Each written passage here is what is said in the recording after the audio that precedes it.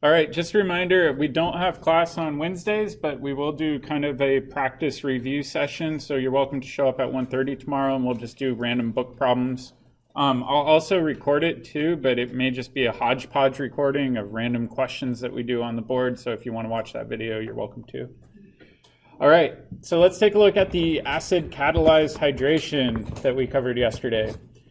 So yesterday we said we could do Markovnikov addition to alkynes. However, we needed to use a special catalyst system, and we saw that we needed to use a mercury 2+ catalyst along with our acid and water. And by doing that, we got Markovnikov addition of our alcohol to our alkyne, and that was called an enol because it was half alkene, half alcohol. However, we said that that enol will quickly react with excess acid. You get this resonance stabilized carbocation, and then you end up at the very end with your ketone. So at equilibrium, the ketone is almost always favored over the enol form. So anytime I'm asking for the product for these reactions, you can assume that I'm asking for the ketone. We did a few practice problems. We said with terminal alkynes, where you've got a proton coming off the end, the ketone's always going to form off the more substituted carbon. If we have symmetric alkynes that are internal, meaning you don't have a proton coming off the end, you actually get two identical products. And then last but not least, if you've got an internal unsymmetric alkyne, you actually end up with two constitutional isomers. So you do have to pay attention to potential product mixtures for these. All right, the next thing that's closely related is hydroboration and oxidation of alkynes. So let's kind of review a little bit with alkenes. So with alkenes, we said that you can have this double bond, and you can add an alcohol to the less substituted side. How do we do that? What reagents do we need? BH3THF is the first part. That's the hydroboration. Yep, and then step 2 is NaOH, that's sodium hydroxide, and then hydrogen peroxide. Please make sure that you remember these numbers too. On the quiz, I saw a lot of people didn't number things. You have to break these down into steps because they are two separate reactions. All right, let's take a look at alkynes. There's an analogous reaction with alkynes. Looks pretty similar.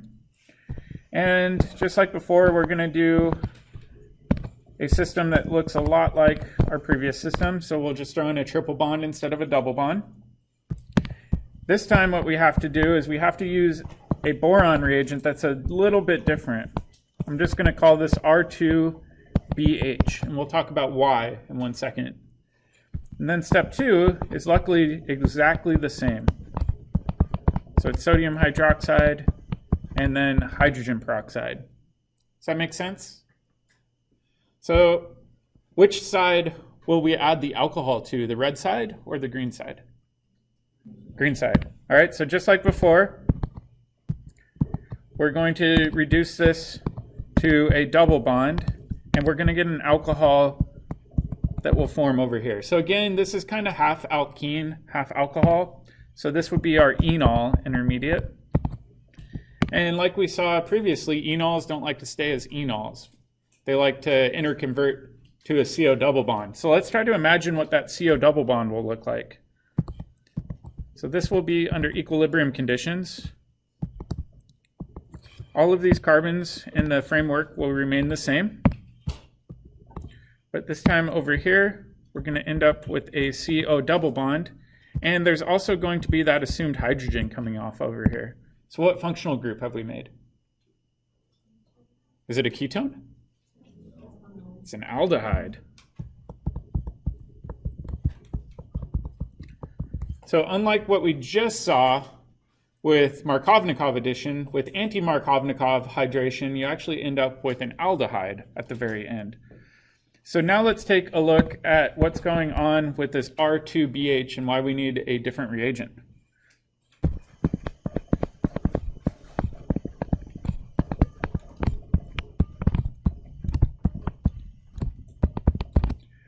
All right. I always hate drawing these out, but bear with me. The first one's easy, or easier, I should say.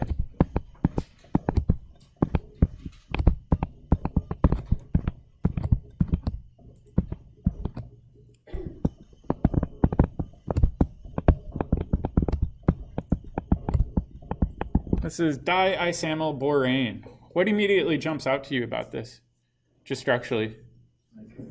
It's symmetric. What else? Compared to BH3? It's a lot bulkier, right? So in this case, the thing that immediately jumps out to me is it has these big bulky groups. This is actually really important for alkynes, because what happens with BH3 is it will actually dock with both pi bonds in a triple bond. And we don't want it to dock with both pi bonds. We only want it to do it once. So by making it big and bulky, we actually slow this down and can control the reaction to produce the products that we want. So this is a really essential feature of the oxidation of alkynes. All right, the next one is a little bit harder to draw, but we'll see if we can do it.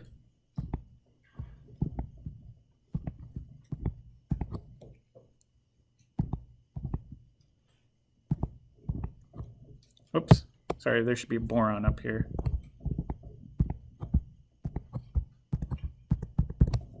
Let's see if I can clean this up a bit more. All right, so in this ring system, we've got 1, 2, 3, 4, 5, 6, 7, 8, and then boron's the 9 position. So in order to name this, because boron's coming off the 9 position, it's called 9-bora. What comes next for naming these ring systems? We need to include the bicyclo.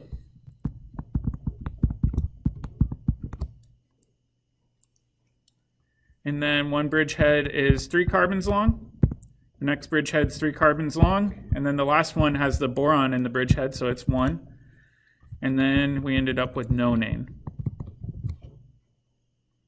All right, so when we go to name this, this is actually called 9-BBN most of the time. It's a lot easier to write out 9-BBN. Does that make sense? Again, the big thing that's essential here is we need these big bulky groups kind of hanging off the side to prevent it from docking with both of the pi bonds in the alkyne. We only want it to react once and in a controllable fashion. So students will often ask, what should I write for the reaction arrow? Can I write R2BH? I'm fine with that. However, if you write 9-BBN, I'm fine with that too. So you can use R2BH or 9-BBN for these. So let's make a note, big and bulky will only react once.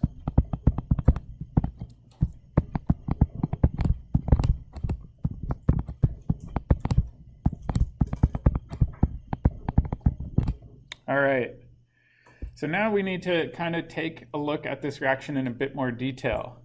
So up here, we kind of just showed the enol magically transforming into the aldehyde, but let's try to use our organic instinct to show the mechanism going from this enol to the aldehyde. So let's go ahead and redraw the enol down below.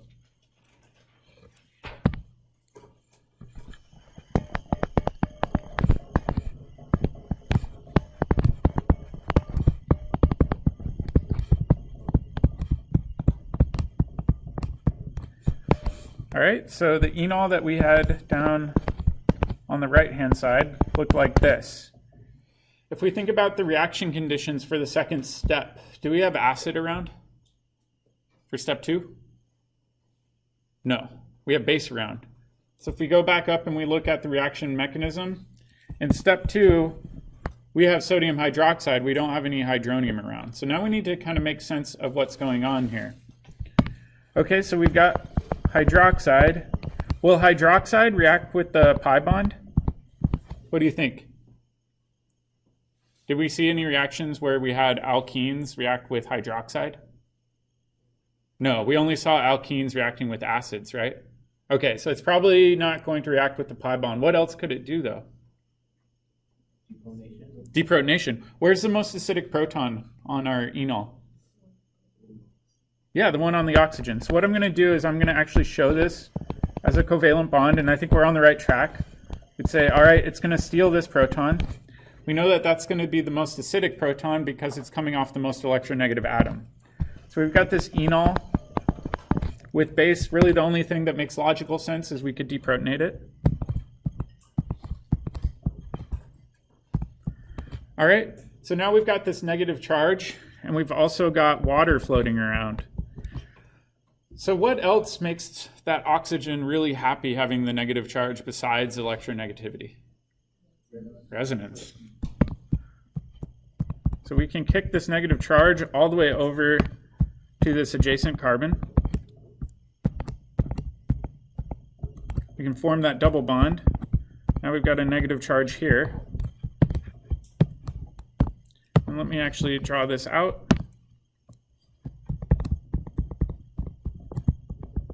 What do you think the next step is going to be to get us to our aldehyde that we know we need to end up with?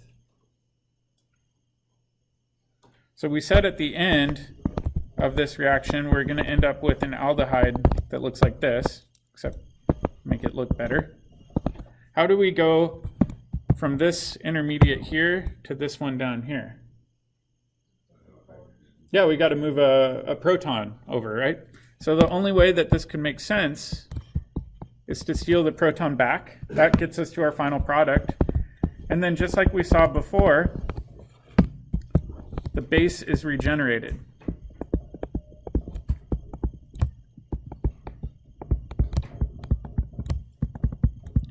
What does that tell us about the base? It's catalytic, exactly. So it looks a lot like the previous mechanism that we saw. The only difference is instead of using acid and having it react with the pi bond, we're instead deprotonating the alcohol and then trying to make sense of the overall transformation.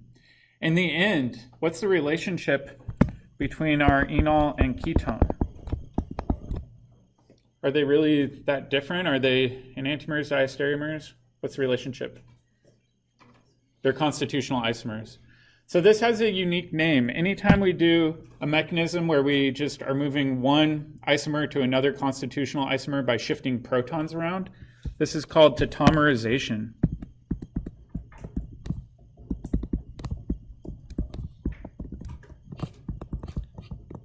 It's just a fancy term saying all we did was move protons around during this entire process, but we were able to convert from one constitutional isomer to another constitutional isomer.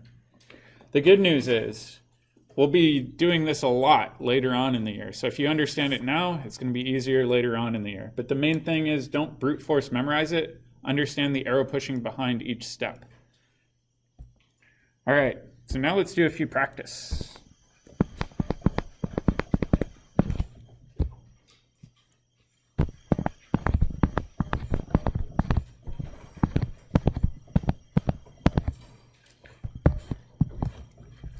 We'll do 9 BBN as our starting material, or starting reagent, excuse me. And we'll do sodium hydroxide and hydrogen peroxide.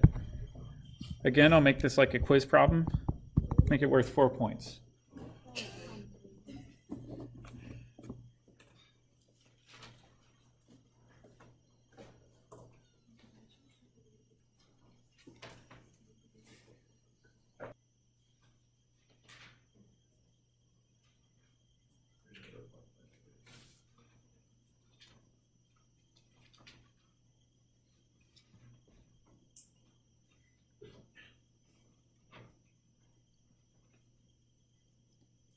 See a show of thumbs. Without doing the mechanism, who thinks they can predict what the product looks like? Thumbs up if you got it, thumbs down if you have no clue, sideways if you're All right, so it looks like kind of a mixture. Again, what I like to do is just color code my carbons, right? So then the question is, where is the CO double bond going to show up? Is it going to show up off the red carbon or the green carbon? Green carbon. All right, so what I'm going to do is I'm just going to draw my carbon framework exactly the same. And it's important to make sure that you don't accidentally omit any carbons. So another way of thinking about this is we've got 1, 2, 3 carbons coming off of the cyclohexane, right? Which means in our final product, we should also have 1, 2, and 3 carbons coming off the ring. All right, we said that when we do this, we always end up with a CO double bond. So then I would say, well, that means that we must have a CO double bond here. And then students ask me, do we have to show this hydrogen here? You don't have to. It's kind of 50-50. A lot of organic chemists show the proton coming off of aldehydes, some don't. But this would be the final product for this reaction. Does that make sense? All right, let's do a challenge.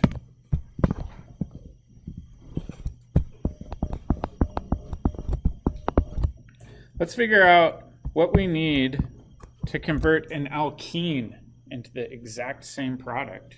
So let's find a different pathway for making that product. See if you can figure this one out.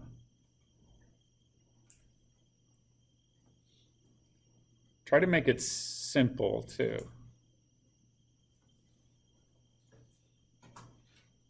So don't get fancy and go from an alkene to an alkyne and then just do the other way.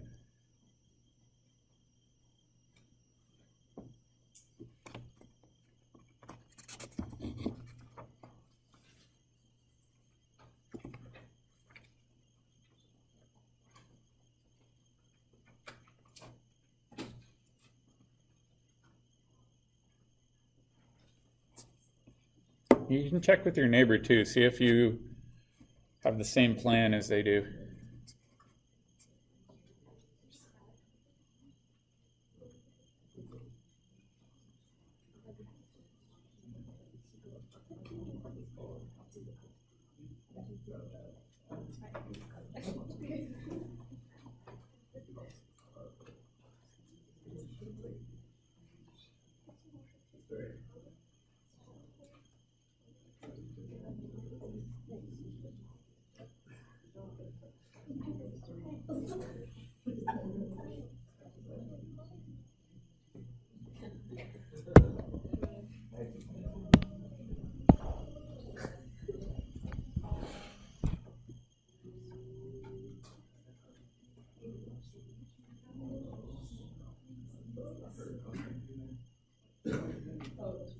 Does anybody have an idea for how to make an aldehyde from an alkene that they want to share? Ozonolysis. Remember ozonolysis, we can make aldehydes? So let's try to plan this. With ozonolysis, we said the first part was to treat it with ozone. What do we need in step 2 for ozonolysis? DMS or zinc and water, one of the two.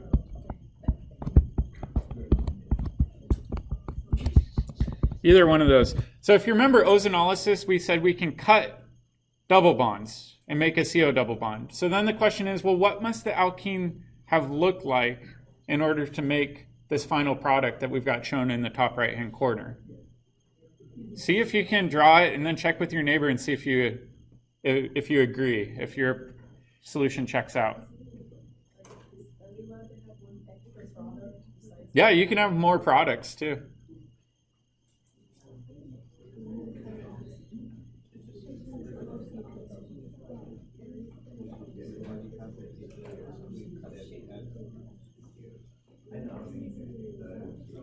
All right, let's see thumbs. Who thinks they feel pretty confident?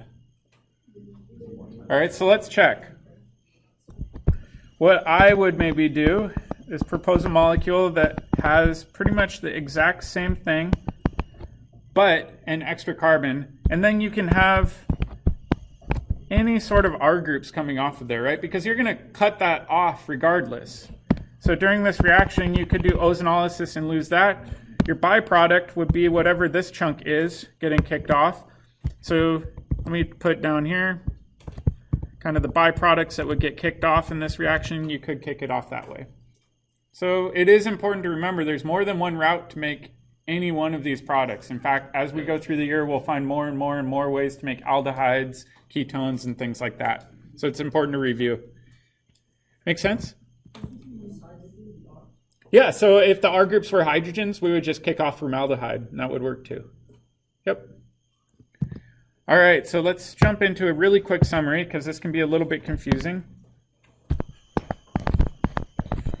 We've got two main classes of alkynes that we're going to be working with throughout the year. This one is called a terminal alkyne. Why do you think it's called terminal? Yeah, because you've got a hydrogen on one end, right? So the fact that it has a hydrogen off here indicates that it's terminal. And we have two different reactions we can do with these. The first one is kind of what we just saw. We could take 9BBN, treat this with NaOH and H2O2. And if we do that,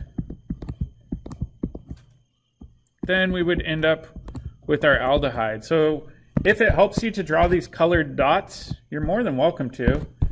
And we could say, well, we know that this is going to be anti-Markovnikov. So your CO double bond is going to end up off the less substituted side of that triple bond. All right, conversely, we said that we could get the double bond to come off the more substituted side using what reagents? Can we just use acid and water? Not really. We said the activation energy was too high. We said we had to kick it up a notch. Throw a little Emerald Lagasse in there. Bam. What do we need? Catalyst. Which catalyst? Mercury 2. Normally in the Klein textbook, they show it as HgSO4. In other textbooks, you might see Hg2+. Doesn't really matter what Mercury 2 salt it is, but you need to kick it up a notch to get it to occur. All right, so that's the reaction map for a terminal alkyne. The other type you might run into is something that looks like this. This is called an internal alkyne, meaning the triple bond is in between two carbons.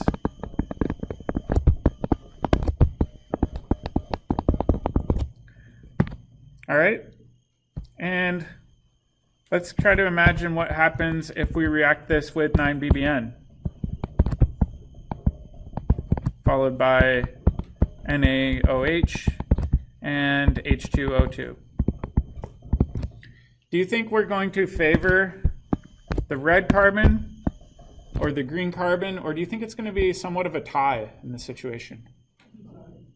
Going to be a tie, right? Because both of those are attached to one other carbon, right? So in this case, you would get a mixture of products, just like we saw previously. So I'll do the red carbon here, green carbon here. There's a probability that you would get a ketone for an internal alkyne.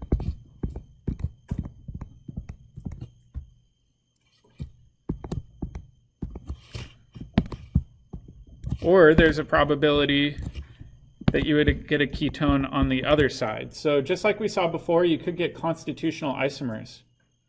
What about if you did the acid catalyzed hydration? So what if we used these reagents? What would happen if we used those reagents? Yeah, exact same mixture product. So with internal alkynes, it really doesn't matter which reagents you use. Both of them will give you the exact same mixture of products. Yeah, that's a good question. Which one would you prefer to typically do? It's kind of a trade-off. Oftentimes you look at the greenness of the reaction. It's not very green to use mercury. Another thing you might consider would be money, right? So how much do these reagents cost? How much do they cost to dispose of the waste? Another thing you could look at is time. Cost money to pay chemists to do these reactions. Would you want to do a one-step or two-step reaction? Another thing you could look at is how easy it is to purify at the end. So there's a lot of things that chemists have to consider when they're deciding between these two. Oftentimes it's not always cut and dry. I would say it's like picking the lesser of two evils. There's no perfect mechanism outside of the ones that occur inside of our body, right? Our body's pretty good at doing chemistry. So economics. Yeah, economics plays usually the biggest role, but economics is also tied into green chemistry, right? Because if you're producing hazardous waste, that's expensive to dispose of. It's expensive to make custom fume hoods that cost tens of thousands of dollars to install. It's better to have something done in water that you can do on a benchtop. Things like that matter. All right, so only a few more in this chapter. Next one is halogenation. So let's do a little practice. I really like correlating all of these to the alkenes. So we saw with alkene chemistry that we can get anti-addition of bromines using what reagent? Do we use HBr? Br2, right? So we could use Br2, and we went through that three-membered ring where bromine was in the triangle, right? Let's see what happens with alkynes.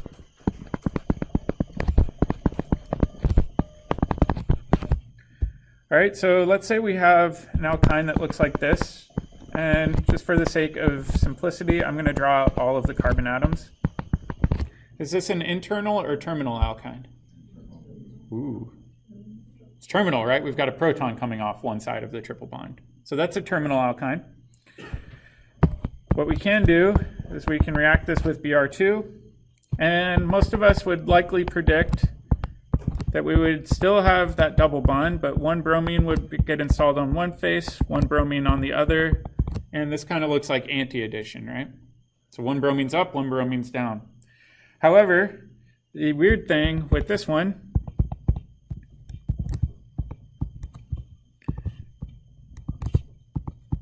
is you also get a small amount of this one. So this one's typically your major intermediate, and this one's minor. I don't have a great answer as to why that occurs. It's a little bit odd. I don't even think the textbook has a great answer for explaining it. It just says that this happens, we observe it happening, and tough luck. All right, the other change that we have to account for is when you do this reaction, you have to be careful about the solvents that you use. So you must use the special solvent.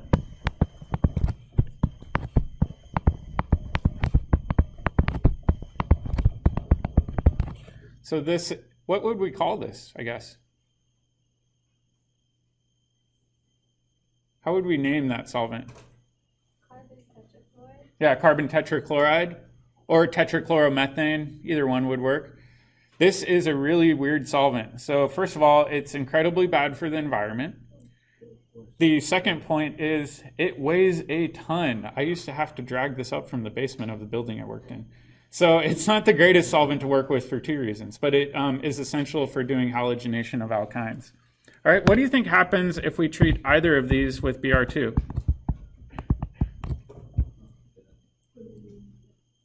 We've got an alkene, right? We could do the halogenation one more time.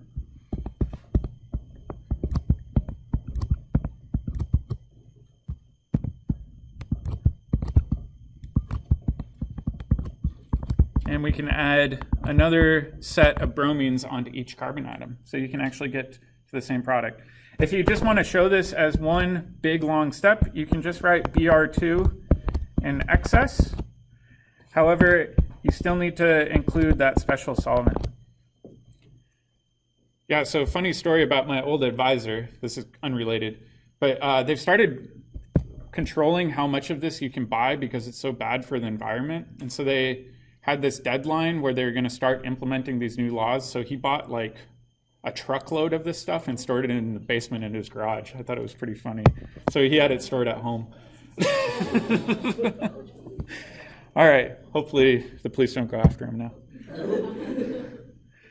So that's a pretty straightforward reaction. Luckily, the mechanism is a bit unclear, so I don't expect you to draw out the full mechanism for this reaction. Just remember that the anti-addition is going to be your major product. The minor product will be the syn addition of the two bromines. All right, next one is also related to what we saw last chapter, and that's ozonolysis. So let's do the same sort of comparison to alkenes. Ozonolysis for alkenes, we said we need ozone, and then what was step 2? DMS or zinc and water. Either one really works well. You need some simple reducing agent for that second step. All right, and then we said when you do this, you're going to cut this double bond, and you're going to get one equivalent of product that looks like that, and then another equivalent of product that looks like that. But in this case, they're identical, right?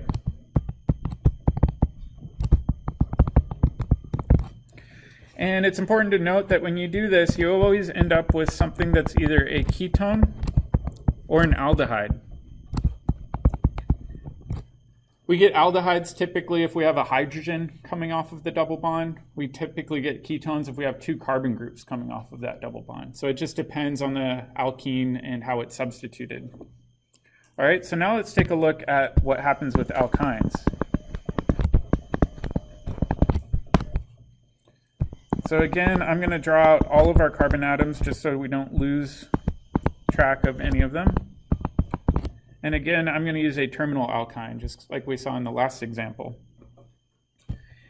When we do ozonolysis of alkynes, It's actually a little bit easier. You still need ozone, but instead of it being a two-step reaction, you can typically just run this in water. Water is strong enough to do the second step. In fact, it doesn't even need to be split into two steps. You can do this all in one pot. All right, just like before, we can imagine our little red dotted scissors here, cutting this triple bond in half. Now we need to figure out, well, what in the heck gets formed if we cut that carbon-carbon triple bond? Well, let's try to make sense. What do you think could happen? Does anybody have an idea?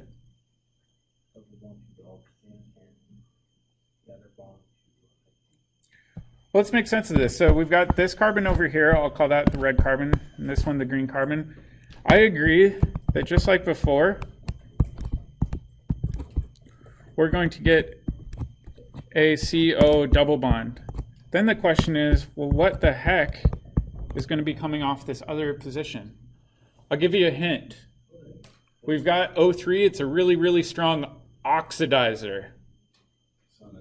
Another oxygen, right? So it's a strong oxidizer. Get another oxygen. What would make the most sense to have off of that? H. All right, so what have we made? Carboxylic acid.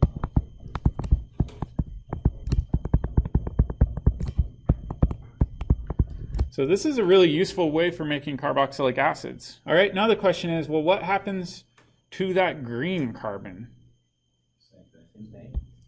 It's a little bit weird. So the green carbon, if we think about it, is going to be kicked off.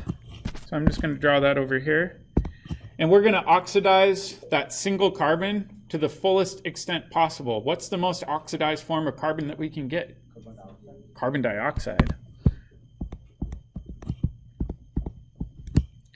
So anytime you have a terminal alkyne, that terminal carbon, the one off the very end, will actually get over-oxidized all the way to CO2, and that will just bubble out a solution.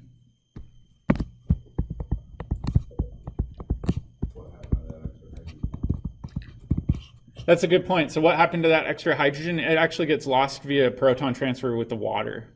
Yep, so it gets shuttled around. So you get carbon dioxide, and that's just a gas that will bubble out a solution. So you actually lose a carbon, just becomes CO2 in this case. Make sense? Let's take a look at another example.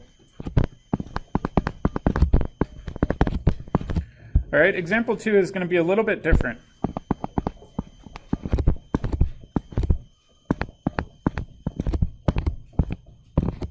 Let's say we have this alkyne below. It's no longer a terminal alkyne, right? In the top example, we said that this is terminal because it has a hydrogen dangling off the end. This time, we don't have a hydrogen dangling off either end of that carbon-carbon triple bond.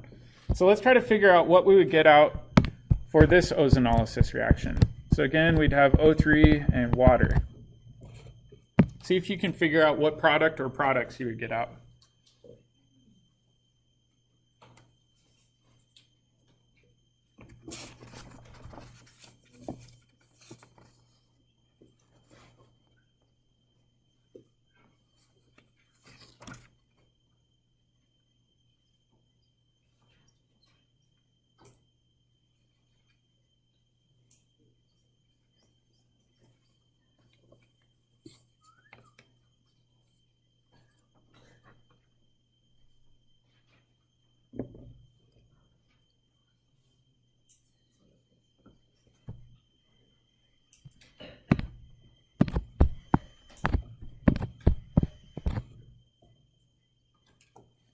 So give me a thumbs up if you think you got this one already. A few people?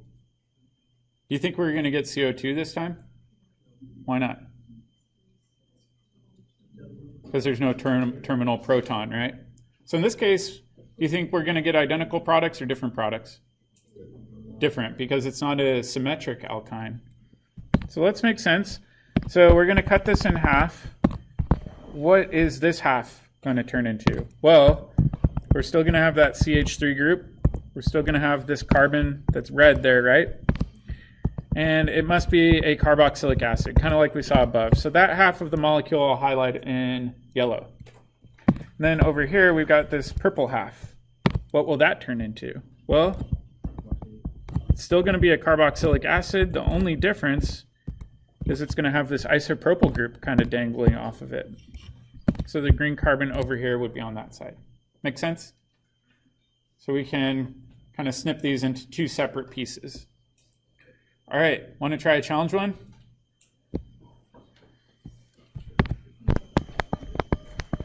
This is a sneak peek into what your exams might look like in the future. Ugh. That's the worst. So starting with alcohols. Oh, that's not how you spell alcohol. With 5 carbons or fewer.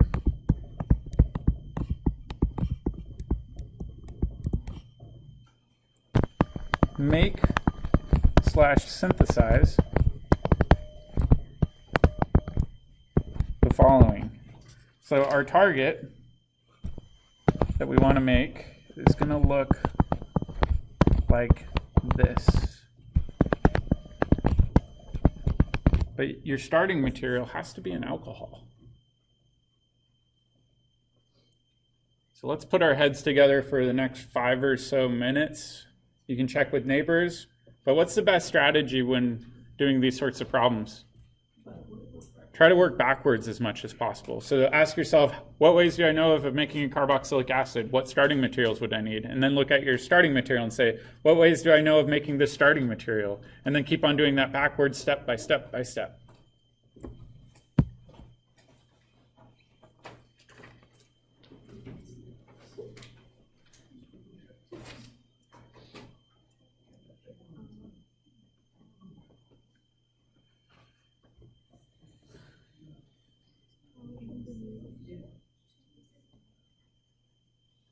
And try to use the chemistry we've learned. Later on, we'll figure out a way to do this in one step, but right now we don't know how.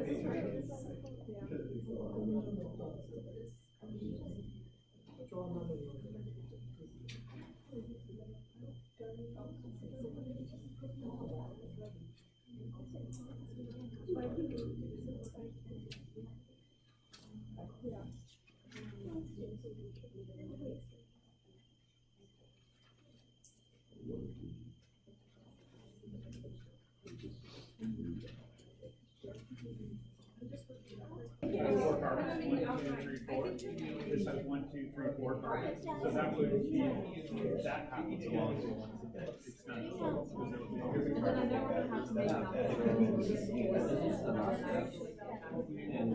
Yeah, so then the next question is what happens on alkynes?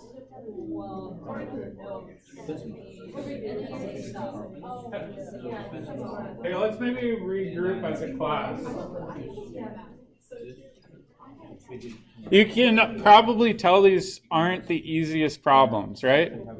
I remember when I took organic chemistry, I was ready to like quit the class because I was like, this is impossible. He's asking me to figure out like how to be a chess grand wizard and I don't know what's going on. All right.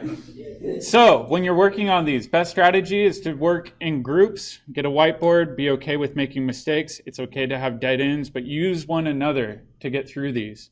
So let's try to help each other. How can we make carboxylic acids? Ozonolysis, we just saw that. Okay, so then we'd say, well, we have 4 carbons, so 1/2 of the molecule must look like that, right? So we've got 1, 2, 3, 4. Is that right? What do you think? We actually need an additional carbon because at the very minimum, we have to lose one carbon. Okay, so let's go ahead and fix that. So in this process, what I would do is I'd say, all right, let's fix this. And then we'd say 1, 2, 3, 4. What about this fifth carbon down here? What happens to that? We're going to lose it as CO2, right? So that fifth carbon is going to be blown off as CO2, but that's okay. All right, next thing I would say is we've already figured out that this needs to be 4 carbons long. How can we make an alkyne?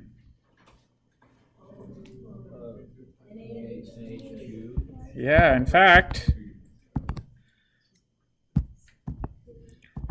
we saw that we could have 2 bromines like that, right? Wait, do I have too many carbons here? Wait, no, I'm fine. We've got 1, 2, 3, 4, 5. How can I go from this dihalide to the alkyne? NaNH2 in excess, right? Because we need to do 2 E2 elimination reactions. However, step 2, I need to ensure that this proton ends up on that final product, right? So all I need to do is add water to ensure that my terminal alkyne has its proton. Make sense? All right, so now my question. How can we make a molecule where 2 bromines are coming off of adjacent carbons? We need Br2 and an alkene, right?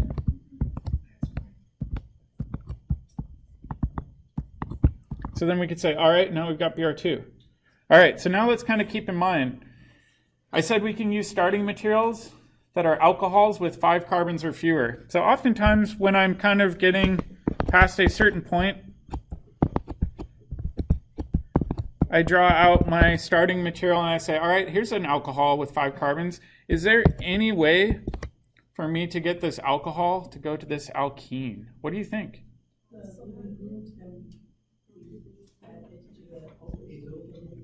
Okay, so we know that we can make alkenes, right, by doing an elimination reaction. So that's another clue is down here I'd say, well, maybe this was elimination.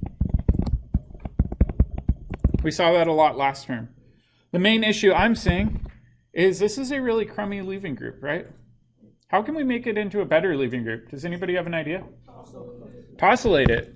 So maybe step 1, we'll use TS. What else do we need? Is it just TS that I throw in there? TSCl and pyridine. So that would convert that OH into a better leaving group, right? So another way of drawing this out would be to say, all right, TSCl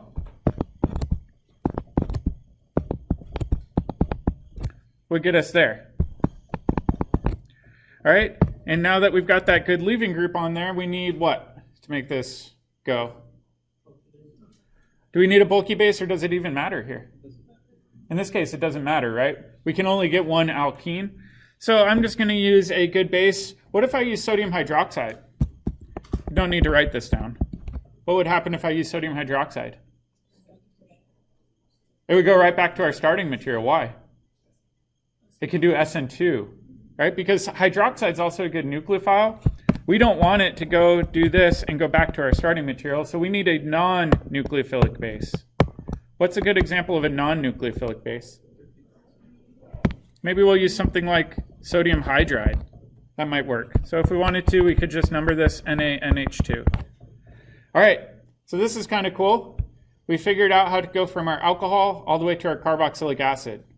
Later on this year, or later on this quarter actually, we'll discover how to do this in one step using a completely different set of reagents. But oftentimes it's useful to know all of the different routes you can take to accomplish these organic transformations. In case you maybe forget this route, you can find a long workaround. All right, so that's where we'll stop today. Remember, the pod 5 will be due on Thursday in class, so make sure you start working on that.